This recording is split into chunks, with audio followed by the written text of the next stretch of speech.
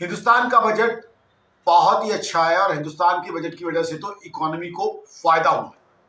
हिंदुस्तान के बजट की वजह से तो हिंदुस्तान की इकोनॉमी चमकेगी और इसमें तेजी आएगी। लेकिन तकलीफ जो है, दिक्कत जो है, वो ट्रम्प साहब जो टैरिफ लगा रहे हैं उसकी वजह से।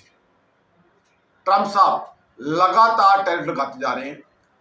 अब ये जो टैरिफ्स है इसकी वजह से सामने वाली कंट्रीज भी जिस पे टैरिफ्स लगाए जा रहे हैं वो भी रेसिप्रोकेट या तो कर रही हैं या करने की प्लानिंग कर रही हैं।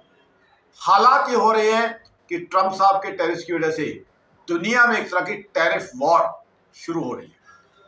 अब ग्लोबल इकोनॉमी पहले से ही जख्मी थी, देसी भाषा में कहूँ अच्छे हालात नहीं थे क्योंकि रशिया यूक्रेन वॉर चल रही थी, मिडिल ईस्ट के हालात अच्छे नहीं थे और भी जियोपॉलिटिकल इश्यूज थे।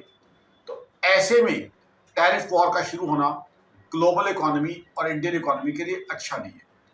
टैरिफ वॉर का कड़वी सच्चाई ये है कि इंडियन इकोनॉमी पे भी आघात आएगा। टैरिफ वॉर जिस तरीके से बढ़ रही है, हिंदुस्तान को काफ़ी दिक्कतें आ सकती हैं। ग्लोबल इकोनॉमी के साथ साथ इंडियन इकोनॉमी में भी प्रॉब्लम आ सकती है क्योंकि सारी इकोनॉमीज आपस में कनेक्टेड है। तो हिंदुस्तान की इकोनॉमी के लिए तकलीफ और दिक्कतें साफ दिख रही हैं टैरिफ वॉर की वजह से, जो अब आगे बढ़ रही है।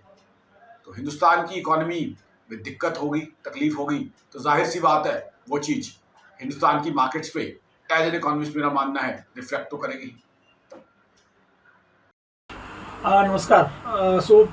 जैसा कि अभी देख रहे हैं हम लोग कि मार्केट क्रैश हो रही है। निफ्टी और सेंसेक्स काफ़ी नीचे है, बैंक निफ्टी नीचे है, मिड कैप निफ्टी भी नीचे है। तो सारे सेंसेक्स जो इंडेक्स हैं वो सारे डाउन हैं।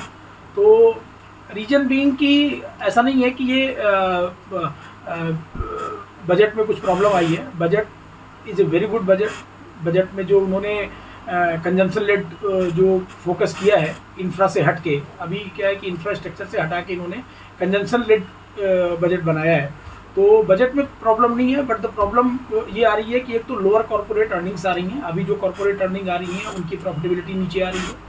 दूसरा ये भी हो रहा है कि जो ट्रम्प है वो जो यूएस प्रेसिडेंट हैं, उन्होंने अभी ऑलरेडी लास्ट सैटरडे को उन्होंने 25% का टैरिफ मैक्सिको और कनाडा पे लगाया है, 10% का चाइना पे लगाया है और यूरोपियन यूनियन पे भी लगाने की बात कर रहे हैं। और इंडिया भी उसमें शामिल होगा क्योंकि इंडिया का नाम उन्होंने पब्लिकली लिया था कि इंडिया में भी वो टैरिफ, इंडिया के जो भी इम्पोर्टेड गुड्स हैं उसमें वो टैरिफ लगाएंगे।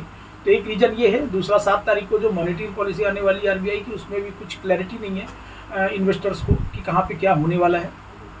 तो ये 2-3 फैक्टर्स और still India is if you compare with China market, तो हम लोग अभी भी ओवर वैल्यूड है। अभी भी हमारा जो मल्टीपल है वो इंडेक्स का वो उनसे थोड़ा सा ज़्यादा है।